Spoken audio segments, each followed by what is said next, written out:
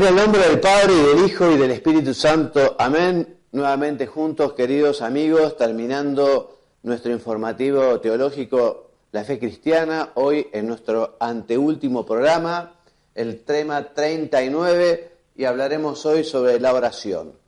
Mariano Reino Buch, nuevamente hoy en los controles. Mariano, ¿cómo estás? ¿Cómo andamos, Juan? ¿Tenés el micrófono? ¿Estás allí? Sí, estoy conectado para Excelente. El tema de hoy. Bueno, hoy va a ser un tema que espero que ayude a todos nuestros amigos televidentes, a mí, a vos, porque efectivamente recordar algunos temas sobre la oración y la forma de hablar y de estar cerca del Señor es realmente muy bueno y conveniente. Entonces, comencemos hablando sobre qué es la oración. Posiblemente muchos de ustedes sepan que en castellano hay dos vocablos para designar esta relación consciente y coloquial del hombre con Dios. Una es la palabra plegaria, ¿no?, que hace referencia al verbo latino precor, que significa rogar, acudir a alguien, solicitar su favor, su beneficio. Y la otra palabra es oración, que viene del sustantivo latino oratio, que significa hablar, discursear, lenguaje. Bien. Y de estas dos palabras, de alguna manera, surgen muchas definiciones o descripciones de lo que es la oración. Por ejemplo, San Juan Damasceno, hablando de la oración, nos dice que es la elevación del alma a Dios y la petición de bienes convenientes. San Juan Clímaco nos dice que se trata de una conversación familiar y de unión del hombre con Dios. Vamos a ver que la oración es absolutamente necesaria para la vida espiritual. Nos lo recordaba recientemente el Papa Francisco en su exhortación sobre la santidad. No puede uno imaginarse una santidad, una vida, digamos, cercana a Dios sin la oración. Es fundamental, es necesario. Como el ave vuela y como el pescado necesita el agua, en fin, como la respiración permite que la vida...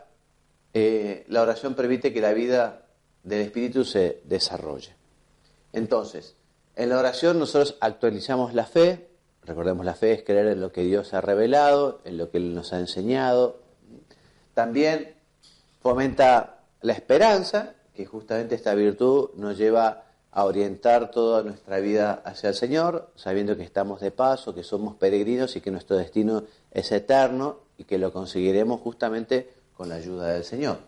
Y también la caridad. La oración agranda el corazón al responder con el propio amor al amor con mayúscula, al amor divino, al amor de Dios. Evidentemente, la oración, el hombre en la oración es conducida por el Espíritu Santo. La oración es fundamentalmente acción de Dios. Dios es el que tiene la iniciativa. Como decía San Agustín, hace el encuentro de la sed de Dios con la sed del hombre, porque Dios tiene sed de que el hombre tenga sed de él. Cuando al Papa San Juan Pablo II, en la entrevista Cruzando el umbral de la esperanza, le preguntan cómo hace la oración, el Papa recuerda justamente que la oración es una respuesta del hombre. Siempre la iniciativa es de Dios, es Dios que se acerca al hombre, ¿no?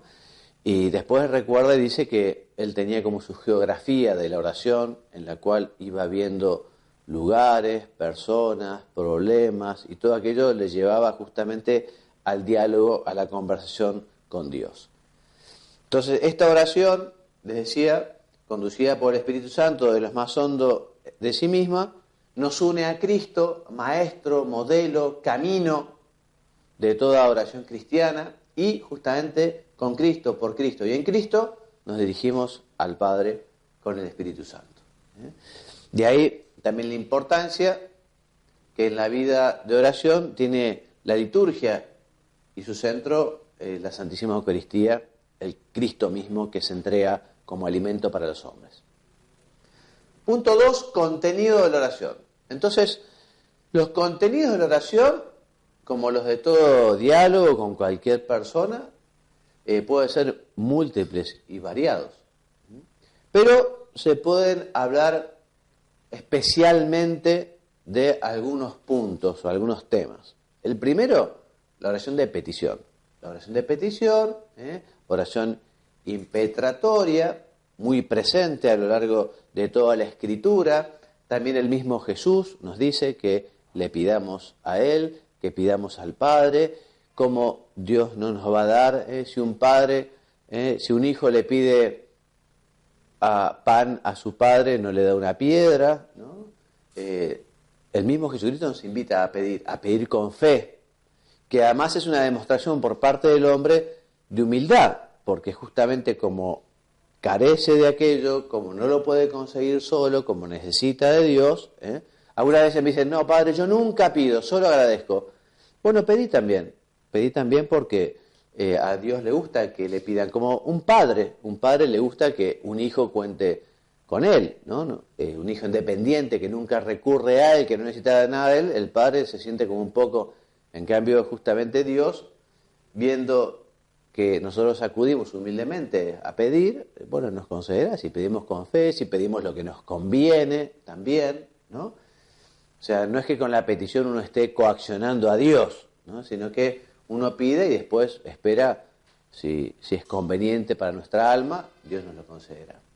Bueno, la tradición cristiana ha reiterado esa invitación, poniéndola en práctica de muchas maneras, por eso se puede hacer oración pidiendo perdón, se puede hacer oración pidiendo por la propia salvación y por la salvación de los demás, rezando por los demás, pidiendo por la Iglesia, por el apostolado, por el Papa, y por muchas otras razones y necesidades. De hecho, la oración de petición forma parte de la experiencia religiosa universal. Bueno, este reconocimiento, aunque en ocasiones difuso de la realidad de Dios, o más genéricamente de un ser superior, provoca la tendencia a dirigirse a Él solicitando su protección, su cuidado, su ayuda, en fin, todas las religiones acuden con una visión de Dios más o menos cercanas, digamos, al Dios creador, al Dios trino. Bien, evidentemente la oración no se agota en la plegaria, pero la petición es una manifestación importante de la oración. Bueno, después está la acción de gracias. La acción de gracias, que tiene que ser la gratitud una característica de todo buen hijo de Dios. Es de bien nacidos ser agradecidos, y tenemos que agradecer el don de la vida, el don de la fe, la familia que hemos recibido o donde Dios nos ha puesto, la educación, etcétera, ¿no? Entonces, este reconocimiento de los bienes recibidos y a través de ellos de la magnificencia y misericordia divina impulsa a dirigir el espíritu hacia Dios para proclamar y agradecerle tantos beneficios, ¿no? Esta actitud de acción de gracias llena desde el principio hasta el fin la Sagrada Escritura. Vemos tantos cantos, himnos adorando y agradeciendo a Dios, ¿no? Una y otra ponen de manifiesto que cuando esa actitud arraiga en el alma, da lugar a un proceso que lleva a reconocer como don divino la totalidad de todo lo que acontece. Lo que nos sucede no es por casualidad, nosotros creemos en la divina providencia, que es un misterio, evidentemente, el gobierno de Dios, del mundo, de la creación, de cada uno, en fin, eso de conjugar el gobierno con la libertad del hombre es algo bastante misterioso, pero efectivamente sabemos que las cosas no suceden por un destino cruel, sino que Dios está detrás de esos acontecimientos que además son todos para bien. Para el que tiene un buen puerto, todos los vientos son buenos. O como dirá San Pablo, todo es para bien. Todo es para bien, porque todo nos puede acercar al Señor. Entonces, conscientes de que el acontecer está situado bajo el designio amoroso de Dios, el creyente sabe que todo redunda en el bien de quienes son objeto del amor divino. Te voy a pedir, Mariano, si me podés leer este número 268 del libro Camino de San José María. Empieza el texto aquí y luego termina en la página siguiente. Acostúmbrate a elevar tu corazón a Dios en acción de gracias muchas veces al día, porque te da esto y lo otro. Porque te han despreciado, porque no tienes lo que necesitas o porque lo tienes. Porque hizo tan hermosa a su madre que es también madre tuya. Porque creó el sol y la luna y aquel animal y aquella otra planta. Porque hizo a aquel hombre elocuente y a ti te hizo premioso. Dale gracias por todo, porque todo es bueno. Muy bien, una actitud importantísima, justamente la de la gratitud. También el contenido de nuestra oración puede ser de adoración y alabanza. Parte esencial de la oración es reconocer y proclamar la grandeza de Dios, la plenitud de su ser, la infinitud de su bondad y de su amor. Esta alabanza se puede desembocar a partir de la consideración de la belleza y la magnitud del universo, ¿no? De la perfección que toda la creación, Dios se manifiesta, ha dejado su rastro, su huella en la belleza de la creación, y uno puede admirarse y admirar a Dios, admirarse ante la creación y admirar a Dios como creador. Muchos textos bíblicos lo hacen así, y la tradición cristiana también, ¿no? A partir de las obras grandes y maravillosas que Dios opera en la historia de la salvación, tanto por la creación como por todos los acontecimientos. Una oración como el Magnificat, que cantó la Santísima Virgen, o los himnos paulinos, o de hechos pequeños, incluso menudos, en los que se manifiesta el amor a Dios. En todo caso, lo que caracteriza a la alabanza es que en ella la mirada va derechamente, directamente a Dios. Vamos a adorarlo, a alabarlo, a bendecirlo, a proclamar su gloria, a reconocerlo como quien es, creador del cielo y la tierra, omnipotente, misericordioso, Padre, en fin, etcétera, etcétera. Todo lo que está vinculado con la perfección ilimitada e infinita de Dios. Léeme por favor lo que nos dice el Catecismo en su número 2639, por favor.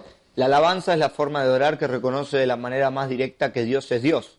Le canta por Él mismo, le da gloria, no por lo que hace, sino por lo que Él es. Exactamente. O sea que no solo petición, no solo agradecimiento, sino eso, adoración, alabanza.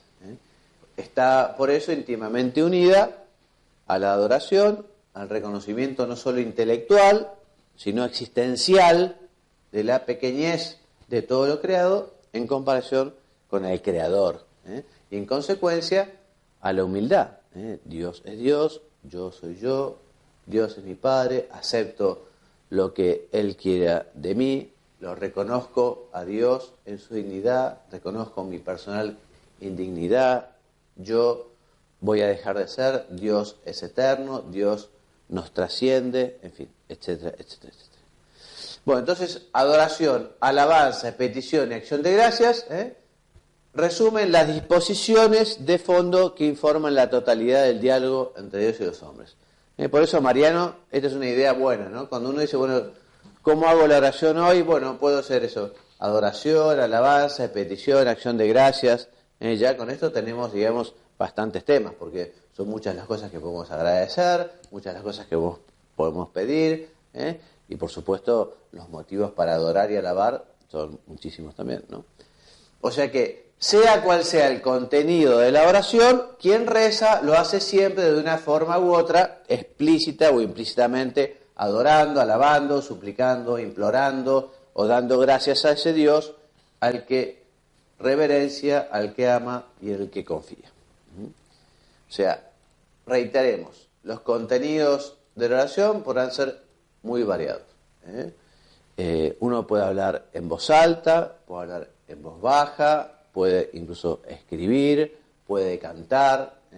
Cantar es rezar 2 veces, diría San Agustín también. O sea que uno tiene que ir también descubriendo por dónde el Espíritu Santo quiere llevarlo a uno, de qué manera uno va descubriendo hacer oración, ¿no?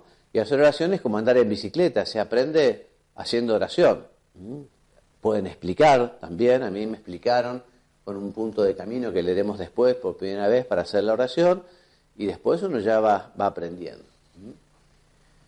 Entonces también temas de oración son los temas de la propia vida. Le podemos contar al Señor por qué estamos tan contentos, o por qué estamos preocupados, o si estamos cansados, o qué proyectos tenemos. Podemos hablar de nuestras cosas o de las cosas de los demás, ¿no? Alegrías, tristezas, éxitos y fracasos, diría San José María. Acá está. Este punto quería que me leyeras. San José María, este es un punto de camino que dice: Me has escrito, orar es hablar con Dios, pero ¿de qué? ¿De qué? De Él, de ti, alegrías, tristezas, éxitos y fracasos, ambiciones nobles, preocupaciones diarias, flaquezas y hacimientos de gracias y peticiones, y amor y desagravio. En 2 palabras, conocerle y conocerte, tratarse.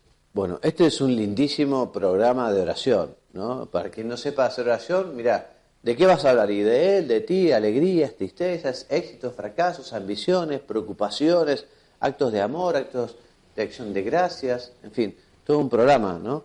Para hacer oración. Así que bueno, siguiendo una y otra vía, la oración sería siempre un encuentro íntimo y filial del hombre con Dios, ¿eh? Y así se fomenta el sentido y cercanía divina que conduce a vivir cada día la existencia cara a Dios. Bueno, algunas expresiones o formas de oración. Entonces podemos hablar de oración vocal y oración mental. Oración vocal, ya veremos, es la que se dice con fórmulas que alguien las ha dicho, por ejemplo, el Padre Nuestro, que lo dijo nada más ni nada menos que Jesucristo. Oración mental es la que discurre en el intelecto, fundamentalmente. Puede ser pública o privada, entre muchos, una oración comunitaria o personal. Puede ser predominantemente intelectual o reflexiva, o puede ser afectiva del corazón. Puede ser una oración reglada, organizada, o una oración espontánea. En fin, ya ves, puede uno rezar de muchas y muy diversas maneras, ¿no? En otras ocasiones los autores intentan esbozar también como una gradación en la intensidad de la oración, ¿no? Y a veces algunos distinguen oración mental, oración afectiva, oración de quietud, contemplativa. El catecismo lo que dice o distingue habla de oración vocal y meditación. Y junto con la meditación, la oración de contemplación. Evidentemente, estos 3 modos de rezar necesitan recogimiento, interioridad, sintonizar con Dios, hablar, pensar. Como decía, una actitud vigilante para conservar la palabra y permanecer en presencia de Dios hace de todas ellas tiempos fuertes de la vida de oración. Muy bien, avancemos. Entonces, la oración vocal. Léeme un poco, Mariano, sobre la oración vocal, que dice, la expresión oración vocal apunta a una oración que se expresa vocalmente, es decir, mediante palabras articuladas o pronunciadas. Esta primera aproximación, aún siendo exacta, no va al fondo del asunto. ¿Qué más? Pues, de una parte, todo dialogar interior, aunque pueda ser calificado como exclusiva o predominantemente mental, hace referencia en el ser humano al lenguaje y, en ocasiones, al lenguaje articulado en voz alta, también en la intimidad de la propia estancia. De otra, hay que afirmar que la oración vocal no es asunto solo de palabras, sino sobre todo de pensamiento y de corazón. Claro, porque uno dice una fórmula, pero se trata justamente de que acompañe, ¿no? La inteligencia, la voluntad, el corazón, se trata de hacer propios, ¿no? Por eso dice aquí, de ahí que sea más exacto sostener que la oración vocal es la que se hace utilizando fórmulas preestablecidas, tanto largas como breves, Padre Nuestro, la de María o ejaculatorias, bien recibidas de la atracción espiritual. Bueno, todo ello como resulta obvio con la condición de que las expresiones formuladas, recitadas vocalmente sean verdadera oración. O sea, no sería oración decir algo y estar desconectado absolutamente de la propia interioridad. O sea, si uno es un robot, si uno dice una fórmula pero sin ningún tipo de intención, de interés, no sería verdadera oración. De hecho, Santa Teresa de Jesús, justamente hablando un poco de una oración un poco así repetitiva, rutinaria, en el cual no hay justamente reflexión, y que se dice de memoria, dice, no se puede hablar propiamente de oración, aunque mucho menees los labios, o sea, aunque mucho uno habla, pero si no piensa nada, no reza nada, está en otra cosa, es una especie de cumplimiento. Otra cosa es que uno pueda distraerse, rezando el rosario uno se distrae muchas veces, pero otra cosa, digamos, es quizá hacer una formalidad, una actuación. Bueno, entonces la oración vocal juega un papel decisivo en la pedagogía de la plegaria, porque justamente en los niños sobre todo comienzan con la oración vocal, con la señal de la cruz, con la oración del ángel de la guarda, y se comienza con la oración vocal. Pero no es una primera etapa, la oración vocal después nos acompañará durante toda la vida. Por eso dice acá, no obstante el papel y importancia de la oración vocal no está limitada a los comienzos, no es solo para los comienzos, sino que está llamada a acompañar toda la vida espiritual. Bueno, la meditación. Entonces, meditar significa aplicar el pensamiento a la consideración de una realidad o de una idea con el deseo de conocerla y comprenderla con mayor hondura y perfección. A veces, no sé si a vos te pasará, Mariano, que te han preguntado, ¿y vos meditás? A veces la gente, por lo menos acá en la Argentina o en Buenos Aires, ¿no? Lo ligan demasiado la meditación a lo que es la meditación trascendental, ¿no? Al yoga, a la unión con la nada, ¿no? Bueno, no tiene nada que ver con la meditación cristiana. O sea, la meditación trascendental, lo que puede ser un gurú, digamos, o alguien con esas religiones orientales, parientes del budismo, no tiene nada que ver, porque nosotros hacemos un diálogo y una relación con una persona, o con alguna de las tres personas de la Santísima Trinidad, hay una relación. En cambio, la meditación trascendental o el yoga lo que busca es la unión con la nada, ¿no? Con el no ser, el ir despegándose de lo material, ¿no? Pero no tiene nada que ver con lo que es la meditación cristiana. De hecho, hay un documento de la Santa Sede sobre la meditación trascendental y el yoga, diferenciándola totalmente de la oración cristiana. Entonces, en un cristiano, la meditación, a la que con frecuencia se designa también oración mental, implica orientar el pensamiento hacia Dios, tal y como se ha revelado y a lo largo de la historia de Israel y definitiva plenamente en Cristo, ¿no? O sea, hablar con Él, pensar, contar, hacer un poco de examen de conciencia, a veces metiéndose en los textos de la Sagrada Escritura como si uno fuera un personaje allí, en fin, la meditación. Entonces, la meditación puede desarrollarse en forma espontánea, con ocasiones los momentos de silencio, a veces espontáneamente surgen temas de conversación con el Señor, o uno puede seguir las celebraciones litúrgicas o la lectura de algún texto bíblico o la vida de algún santo, algún texto. Bueno, a veces sale fácilmente la meditación y brota espontáneamente, otras es difícil y cuesta trabajo, ¿no? Y hay que hacer el esfuerzo. La oración, de hecho, dice el catecismo, siempre es combate. El combate contra la pereza, combate contra las distracciones. Pero bueno, cuando cuesta un poco y uno reza, aunque no tiene muchas ganas, bueno, tiene muchísimo más valor. Muchísimo más valor. En ese sentido puede afirmarse que la meditación es sobre todo búsqueda. Y no búsqueda de algo, sino búsqueda de alguien. Buscar a alguien que es a nuestro Señor, y al Padre y al Espíritu Santo. Bueno, la oración contemplativa. ¿Me puedes leer lo que dice en la próxima placa de PowerPoint? El desarrollo de la experiencia cristiana y en ella y con ella el de la oración conducen a una comunicación entre el creyente y Dios cada vez más continuada, más personal y más íntima. En ese horizonte se sitúa la oración a la que el catecismo califica de contemplativa, que es fruto de un crecimiento en la vivencia teologal del que fluye un vivo sentido de la cercanía amorosa de Dios. Sí, o sea que la oración, como dice aquí, contemplativa, es la que está como muy vinculado a ese sentido de la cercanía amorosa de Dios. O sea, es, podríamos decirlo, como el sentimiento del amor. Un novio con su novia, un marido con su mujer y viceversa, ¿no? Quizá no hace falta palabras, sino la mirada o ese estar, ¿no? Bueno, con Dios también a veces sobran las palabras, sino que uno está allí y se sabe querido por Dios, y uno también ama a Dios y el corazón es el que se explaya a veces no con palabras. Por eso dice aquí, en consecuencia, el trato con Él se hace cada vez más directo, familiar, confiado, incluso más allá de las palabras, del pensamiento, se llega a vivir, de hecho, una comunión íntima con Él. Léeme entonces, Mariano, ¿qué es la oración? Se interroga el catecismo en su apartado dedicado a la oración contemplativa para contestar enseguida afirmando con palabras tomadas de Santa Teresa de Jesús. ¿Qué dice?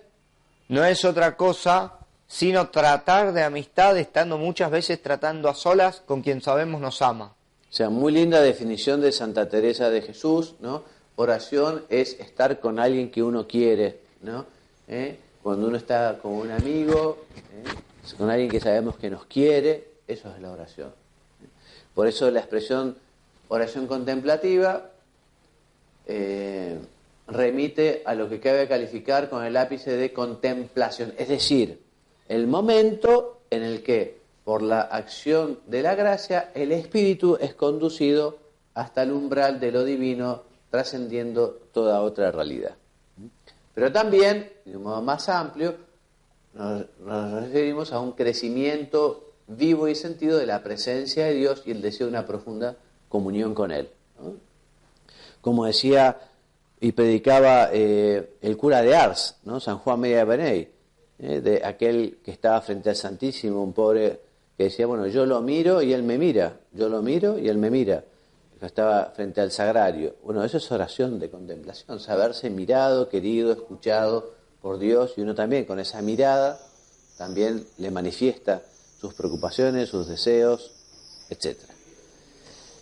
Entonces hay que hacer un tiempo para la oración. El catecismo dice que no se hace oración cuando se tiene tiempo, sino que se elige un tiempo para hacer la oración y se lo cuida. Porque a veces también no es fácil organizarse para la oración. Y lo que es bueno es que la oración no sea como el tapón de luz que salta cuando hay un cortocircuito. No puede ser que cuando surjan imprevistos, digamos, lo que termine al final dejando de lado sea el momento de dialogar con el Señor, de charlar con el Señor. Es un momento que tenemos que cuidarlo. Cuando a la noche, uno puede rezar a la mañana, quizá hacia el mediodía, uno convierte en oración el trabajo, pero es bueno también tener un tiempo específico para la conversación con el Señor, para la charla, para la oración mental. También puede rezar el rosario, una oración vocal preciosa, tan recomendada en la iglesia siempre. Bueno, algunas condiciones y características de la oración. Entonces decimos que la oración, como todo acto plenamente personal, requiere atención e intención, conciencia de la presencia de Dios y diálogo efectivo y sincero con Él. Una condición para la oración es el recogimiento, el estar metido o tratar de meterse justamente en sintonía con el Señor.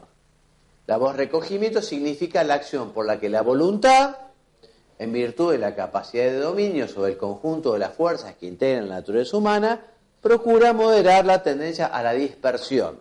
O sea, lo contrario del recogimiento es estar con el WhatsApp, estar con el Facebook, estar con, ¿no? y viendo una cosa y otra. No, el recogimiento se invita justamente a decir, bueno, vamos a meternos en el Señor, vamos a hablar con Él, vamos a contarle, vamos a leer, vamos a crear un clima, ¿no? A veces yo a las personas que, por ejemplo, tienen que viajar en tren, a veces digo, bueno, mira, a veces puedes escuchar un audio, hacer una meditación escuchando algo, que eso también te aísla, o a veces escribir también ayuda tanto para prestar atención y aislarse también del ambiente. Bueno, esta actitud es esencial, la del recogimiento hace falta, porque si no, aquellas cosas nos distraen. Es verdad que también nos distraen lo que tenemos en la cabeza, pero lo que tenemos en la cabeza tiene que ser motivo de oración. Si uno está preocupado por algo, es bueno que a Dios le pida por aquello, ¿no? Uno está con un proyecto, está con un problema, bueno, hablarlo con el Señor, convertirlo en temas de oración. Bueno, una característica entonces de la oración siempre es la confianza, sabiendo que lo que pedimos, si es bueno, si nos conviene, Dios nos lo dará. Confiar en que efectivamente la oración llega a Dios, confianza en que efectivamente Dios es un Padre providente, cercano, etcétera, etcétera, etcétera. Por eso no se trata solo de la confianza en que una determinada petición sea atendida, sino de la seguridad que se tiene en quien sabemos que nos ama y nos comprende y ante quien se puede, por tanto, abrir sin reserva el propio corazón. Esa confianza, uno no abre el corazón a cualquier persona, ¿no? Abre el corazón a las personas con las que confíe para compartir aquello. En ocasiones la oración es diálogo que brota fácilmente, lo decíamos, pero muchas veces no brota fácilmente, sino que hay que poner esfuerzo. Puede entonces insinuarse el desaliento cuando cuesta, que lleva a pensar que el tiempo dedicado al trato con Dios carece de sentido, pero eso es una tentación. Yo estoy convencido que la oración hecha en un momento de desierto, de dificultad, de remarla, bueno, Dios la agradecerá muy especialmente y es una oración especialmente bendecida por Dios. Aunque uno no sienta nada, aunque uno no tenga ganas, aunque uno diga, Dios mío, yo estaría en cualquier otro sitio, menos ahora haciendo la oración, uno como que quiere escaparse, pero hace el esfuerzo, no. Ahora voy a estar con el Señor, ahora lo voy a pedir, le voy a agradecer, lo voy a adorar, le voy a contar, etcétera, etcétera. Entonces, por eso la perseverancia, ¿no? No vale decir, no, yo rezo cuando lo siento. Bueno, está bien rezar cuando lo siento, pero muchas veces uno tiene que hacer las cosas aunque no las sienta, ¿no? Porque uno no se maneja solo con el sentimiento también, se maneja uno con la responsabilidad de saber que hay cosas que hay que hacer aunque uno no tenga muchas ganas. Por eso la razón de ser de la oración no es la obtención de beneficios, ni la búsqueda de satisfacciones, o complacencias, o consuelos, sino fundamentalmente la oración lo que busca es estar con el Señor, estar junto a Él. De ahí la necesidad y el valor de la perseverancia en la oración, que siempre, con el aliento y gozo o sin ellos, es un encuentro vivo con Dios. Rasgo específico y fundamental de la oración es que hablamos con Dios Padre, Dios Hijo y Dios Espíritu Santo, ese carácter trinitario. También en la oración podemos hablar con la Santísima Virgen y con los santos, también con personas que presumimos que están en el cielo, que son los santos, parientes, etc. Bueno, fruto de la acción del Espíritu Santo, que infundiendo y estimulado por la fe, la esperanza y el amor, lleva a crecer en la presencia de Dios hasta saberse a la vez en la tierra, en la que se vive y trabaja, y en el cielo, presente por la gracia del propio corazón. O sea, con la cabeza en el cielo, con los pies en la tierra, participando justamente del encuentro con Dios. Les decía, podemos hacer oración hablando con Dios Padre, con Dios Hijo, con Dios Espíritu Santo, hacer oración hablando con los ángeles, con los santos, con la Santísima Virgen, obviamente y especialmente con Jesucristo, el Verbo encarnado. Y siguiendo ese camino, reconocer la realidad de Dios como Padre, del Espíritu Santo como santificador. Bien, una oración que será filial, en el sentido de el amor que debe tener un hijo hacia su padre. La oración de un hijo que en todo momento, en la alegría, en el dolor, en el trabajo, en el descanso, se dirige con sencillez y sinceridad a su padre para colocar en sus manos los proyectos, los afanes, los sentimientos que experimenta el propio corazón, con la seguridad de encontrar en él comprensión y acogida. Más aún, un amor en el que todo encuentra sentido. Bueno, hasta aquí nuestro programa de hoy. Como siempre, el Catecismo de la Iglesia Católica es nuestra guía. Hemos visto los números 2558, 2758. Como lecturas complementarias, acá son unos cuantos textos de San José María. También un libro de Illanes, el Tratado de Teología Espiritual, o de Manuel Belda, sobre el Espíritu Santo. Bueno, y Dios mediante, entonces, la semana que viene será nuestro último programa. Nuestro tema 40, que también es sobre la oración, pero especialmente sobre la oración del Padre Nuestro. Así que bueno, me despido enviándoles la bendición, que Dios los bendiga y los haga muy santos. Hasta el próximo programa, si Dios quiere.